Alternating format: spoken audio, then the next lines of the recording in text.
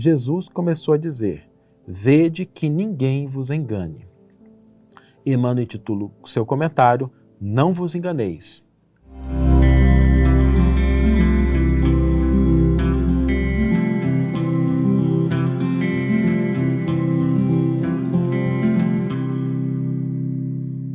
Olá, meus amigos, olá, minhas amigas, sejam todos muito bem-vindos ao programa Reflexões com Emmanuel. E hoje nós trouxemos para a nossa reflexão um estado, uma condição da atualidade em que vivemos, que é algo distinto, marcante da época em que nós estamos vivenciando, que é aquilo que nós chamamos de um overload de informações, muitas informações.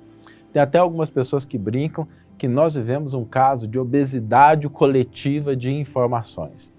Nós temos hoje à nossa disposição, que se tornam acessíveis, um conjunto de informações, de dados, que era impensável para alguém que vivesse há 40, 50 anos atrás. Hoje uma criança com 9, 10 anos, ela já foi exposta a muito mais informações, eu não estou dizendo qualidade de informações, eu vou entrar nisso daqui a pouquinho, mas ela foi exposta a uma quantidade de informações que às vezes uma pessoa que viveu há 3, 4 séculos não teria condição de ser exposta a essa quantidade de informações durante 60, 70 anos ou uma vida inteira.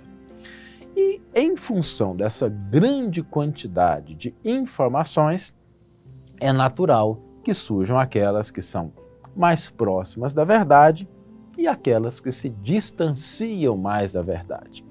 Não é à toa que nós temos hoje o fenômeno das fake news, daquelas notícias que às vezes chegam no nosso WhatsApp, no grupo da família, que a gente vê na internet, num determinado site, e aquela informação, apesar de ter ali toda uma roupagem de seriedade, de ser trazida com todo o requinte visual, na essência é uma informação falsa, é uma informação inverídica.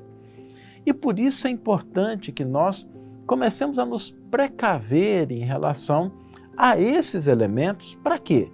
Para que nós não nos enganemos.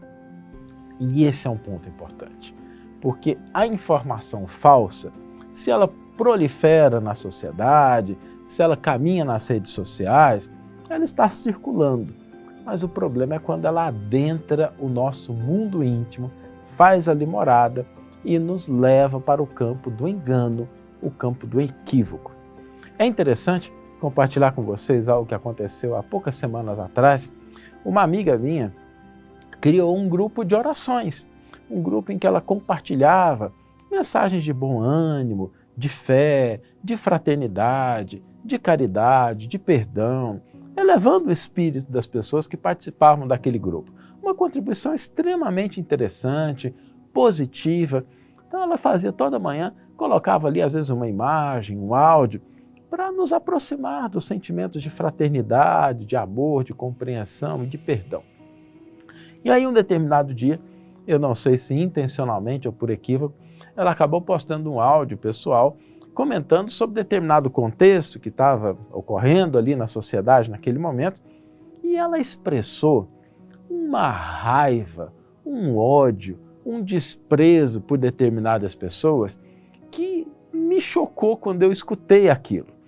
E aquilo que ela expressou com tanta energia negativa, com tanta maldade, chegou ao ponto de invalidar a condição de ser humano da outra pessoa, dela ter o direito de estar viva ou não, ou seja, foi um negócio assim bem intenso. Percebi que a pessoa estava, pela fala, bastante emocionada, bastante impactada. E, obviamente, que eu não quero entrar aqui no mérito, né, de causa, não, porque ela se dirigia a um contexto social, nada que estivesse acontecendo pessoalmente com ela, não era uma experiência pessoal, era algo que ela estava observando na sociedade, um acontecimento real que envolvia várias nações. E, diante disso, a gente começa a perceber que muitas vezes nós podemos expressar sentimentos de fraternidade, de amor, mas internamente os princípios não estarem totalmente sedimentados. E aí que mora o perigo. Porque a grande batalha entre o bem e o mal não se dá nos espaços públicos, no ambiente externo. Ela ocorre dentro da mente e do coração de cada criatura humana. É internamente que essa batalha ela ocorre. E quando nós nos equivocamos, quando nós nos enganamos, nós estamos cedendo espaço ao erro e, muitas vezes, à maldade, ao equívoco, aos princípios que eles são, por um lado, aparentemente adequados, mas eles não são princípios de fato, porque acabam excluindo outras situações. E a razão para isso está nessa alimentação que nós fazemos da nossa mente, do nosso coração, de informações externas e que muitas vezes não passaram por um crivo mais profundo de análise, de compreensão. Porque quando a informação passa por esse crivo mais profundo, ela não causa esse tipo de dicotomia, de comportamento incongruente da criatura. Porque não tem nada que nos obrigue a apoiar um comportamento errado, um comportamento inadequado. Mas o princípio de fraternidade, o princípio de amor, nos leva ao respeito da criatura humana em qualquer situação que ela esteja. Muito embora nós não apoiemos determinado comportamento, determinada postura, o Evangelho não nos pede ingenuidade, acho que vocês já cansaram de me ouvir dizendo essa frase, mas é bom repetir. Agora, os princípios do amor, o princípio da fraternidade, da compreensão, eles nos levam a uma compreensão mais profunda e aí a uma ação correta. Agora, quando nós abrimos espaço no nosso mundo íntimo para os equívocos, nós podemos acalentar sentimentos de ódio, de vingança, às vezes até de violência, de desprezo ou de desrespeito, e isso se deve ao fato de nós nos esquecermos que o Evangelho nos disse, nos alertou de que a gente deve preservar, se precaver, proteger o nosso mundo íntimo para que o equívoco, para que o problema não comece a surgir dentro de nós, porque a grande batalha acontece aí dentro. E como é que nós podemos fazer para a gente evitar esse tipo de equívoco, evitar ceder ao engano? Em primeiro lugar, nós devemos revisar frequentemente os nossos princípios, os nossos valores mais profundos, as nossas crenças centrais, nucleares. E se essas crenças, esses princípios, esses valores, de fato, eles estão encontrando expressão no nosso comportamento, no nosso pensamento, no nosso sentimento. Porque quando eles não encontram expressão nessas dimensões externas do comportamento, do sentimento, significa que esses princípios não estão sedimentados. E aí vale a pena a gente aprofundar. Vamos ler um pouquinho mais, vamos refletir, vamos pensar, né? Qual que é a nossa compreensão do ser humano? Qual que é a nossa compreensão de Deus? Qual que é a nossa compreensão da nossa experiência nesse mundo? Ou seja, estou falando de coisas que são basilares, pedras angulares da construção do nosso grande edifício mental. Esse é um primeiro ponto. A gente reservar tempo para avaliar os nossos princípios, para realmente trazê-los à consciência. Olha, a compreensão que eu tenho sobre a humanidade, sobre o ser humano é essa. Então, esse é o meu princípio, ele precisa ser externalizado no ambiente externo, através de comportamentos, de falas, de expressões. O segundo ponto é a gente se expor a ambientes distintos, diferentes, que a gente não se prenda exclusivamente àquelas ideias e concepções que atendam ao nosso ego, às nossas próprias ideias, que a gente se exponha ao diferente, que a gente se exponha à diversidade. Por quê? Para que a gente possa, ao mesmo tempo, validar os nossos princípios ou, às vezes, corrigi-los quando a gente perceber que aquilo está errado. Às vezes nós temos determinadas percepções que, quando a gente vai para a realidade, a gente descobre que não é bem aquilo. Quem de nós já não teve essa experiência? De, às vezes, tem uma determinada impressão sobre uma pessoa, né? Chega alguém, fala para a gente fulano, descreve os defeitos da pessoa, fala do comportamento inadequado, a gente forma aquela ideia na nossa cabeça e quando a gente encontra a pessoa, vai conversar, percebe que, olha, tem que dividir um pouquinho, não era bem aquilo, a pessoa pode ter seus defeitos, mas não era tudo aquilo que o outro tinha dito. Ou seja, era, entre aspas, uma fake news endereçando outra pessoa e que, se a gente não tivesse se exposto ao contato com aquela pessoa, a gente não teria visto a verdade. Então, esses dois elementos. Pensemos nos nossos princípios.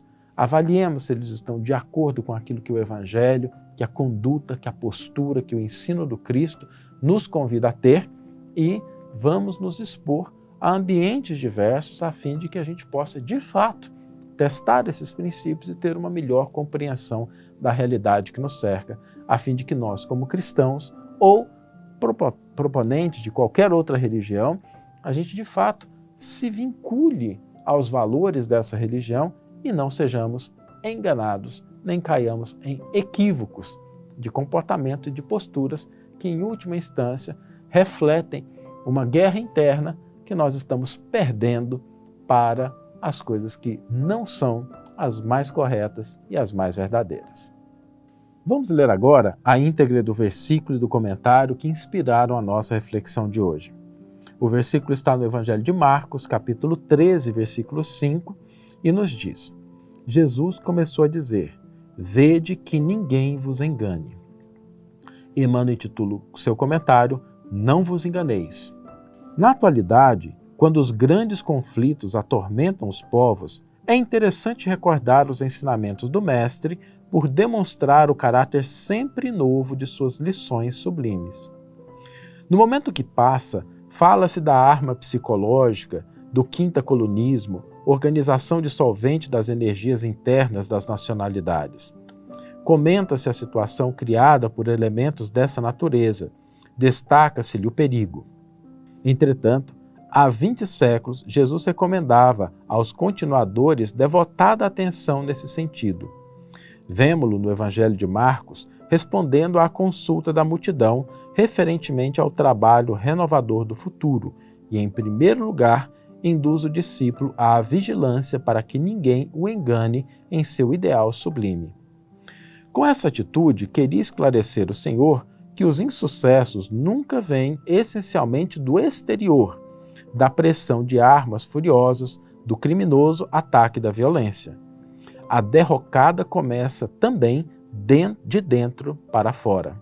Capitular o cristão diante do mal, escutar-lhe os alvitres venenosos no pressuposto de ganhar títulos fáceis, é perder a grande batalha da vida. O trabalho de Cristo é a instituição universal da verdade e do bem. E se as menores instituições do direito humano são defensáveis, que não dizer da organização sublime do Salvador? Toda atividade defensiva da paz digna e laboriosa é cooperação com Jesus. Mas as esferas numerosas de trabalho comum estão cheias de aprendizes descuidosos e invigilantes. É preciso, porém, que os espíritos enganados renovem interpretações e revejam caminhos percorridos. Obscurecer, falsear, iludir constituem armas invisíveis e mortíferas dos que operam a confusão. O discípulo de Cristo não deve ignorar que se encontra em luta permanente contra o mal em si mesmo e não deve desconhecer que a falência nasce do engano, da insegurança e vacilação. Quando tantas coletividades se aprestam à defesa da ordem e dos princípios cristãos, lembremos que o Mestre não esqueceu de incluir a coluna da mentira entre os mais implacáveis inimigos da humanidade liberta. Uma bela página de Emmanuel nos ajudando a repensar, a refletir com mais profundidade acerca desse ambiente atual que nós vivemos e que expressa não só um contexto daquilo que o Evangelho nos trouxe há 2000 anos, mas também do comentário de Emmanuel e que merece a nossa atenção. E o desafio para hoje é exatamente que nós ampliemos a nossa capacidade de nos precaver diante dos equívocos, diante dos erros. E para isso, nós vamos refletir no dia de hoje, parar um tempinho, 5, 10, 15 minutinhos, parar um tempinho e revisar os nossos princípios, os nossos valores, aquilo que tem orientado o nosso comportamento, o nosso sentimento, e a gente avaliar se esses princípios, se esses valores estão de acordo com as bases de amor, de paz, de fraternidade que o Cristo nos convida a ter. E se a gente encontrar alguma dissonância, alguma incongruência, sem a gente ceder espaço para a culpa, para o desânimo, vamos simplesmente reajustar. Vamos reajustar. E o sinal de que nós estamos reajustando é o sentimento de paz, de consciência tranquila, de dever cumprido que surge a partir do momento em que nós ajustamos nosso comportamento, nossos sentimentos, nossas ações aos princípios do bem, da verdade e do amor que o Evangelho nos convida a ter. Que tenhamos todos uma excelente manhã, ou uma excelente tarde, ou uma excelente noite e que possamos nos encontrar no próximo episódio. Um grande abraço e até lá.